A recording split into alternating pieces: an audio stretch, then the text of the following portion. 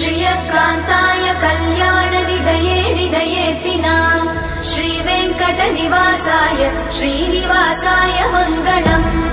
लक्ष्मी सविभ्रमालोक सुभ्रूविभ्रमचक्षुषे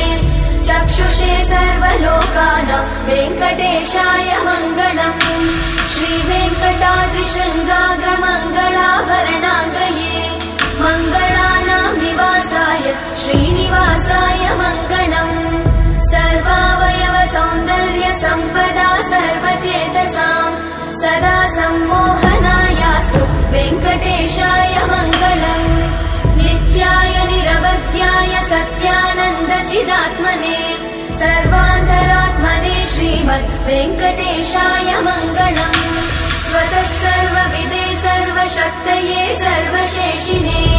सुलभाय सुशीलाय वेङ्कटेशाय मङ्गलम्